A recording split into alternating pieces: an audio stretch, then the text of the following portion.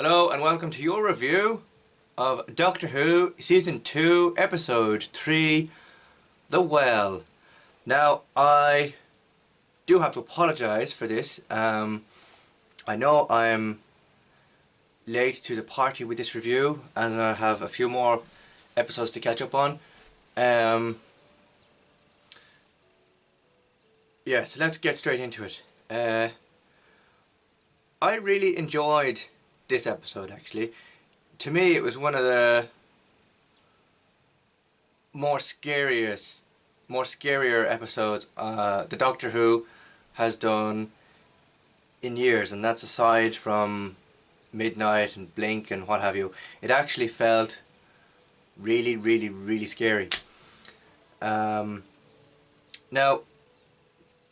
I did see some criticism of this episode from various angles of different YouTubers online before conducting this review of my own, and I tend to, I'm afraid I will have to disagree with most of them.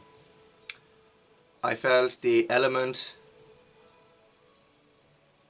being, you've seen the episode by now, so I'm just going to say it, the creature that was attached to Alice, I thought was very well written, very well done, and was a great callback to that of the original Midnight episode airing in 2008 with David Tennant, and the creature itself embodies very similar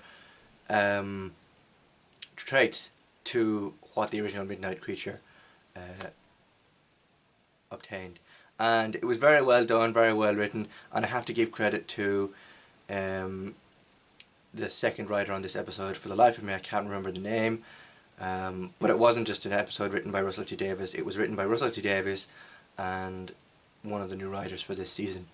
Very well done, very well written, and I like that sense of terrifying in Doctor Who that has you on the edge of your seat for the entire episode. Yeah, I can't really fault this, to be honest. And for those saying that, oh, you know, it takes away from the original episode, Midnight, it absolutely does not. In fact, I think it adds a little bit more to the episode in its own way, and it becomes its own episode outright, for the different elements and stuff that they've taken from Midnight and implemented it differently to showcase it. Even though it's the same monster, it's different, but they've taken the original monster and twisted it to be its own. And this episode didn't necessarily have to be a sequel to Midnight, but the way it was written ended up being a sequel, and I would have been totally fine had it been a standalone episode.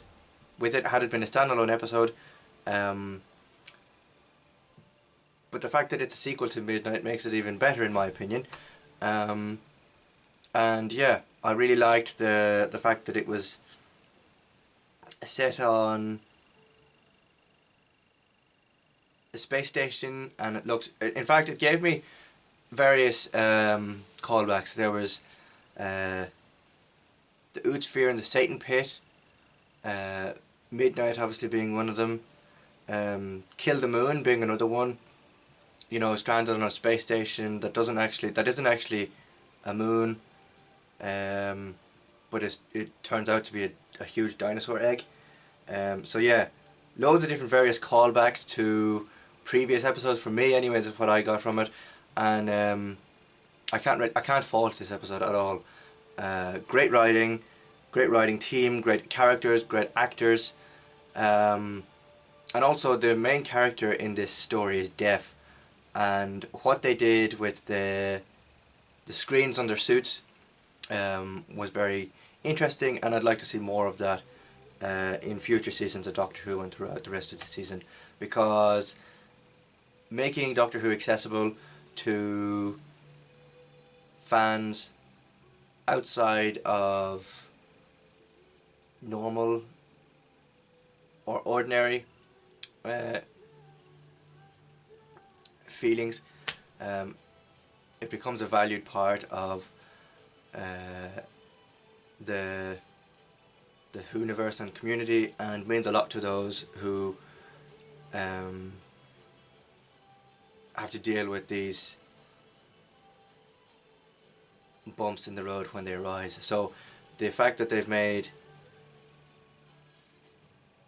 included a deaf actress in Doctor Who, they've made the show accessible. It speaks volumes to them and to the writing team and to everybody involved at Doctor Who as well, and it's so badly needed, I suppose, in the current TV landscape. But yeah, great episode, I loved it. I'll be back next week or later on with my review of Lucky Day, which sees the return of Ruby Sunday from season 1 and so much more. Thank you very much for watching. Don't forget to like, comment, share and subscribe, and let me know down below in the comments what you thought of this episode. Thank you very much for watching, and I'll see you again very soon for more.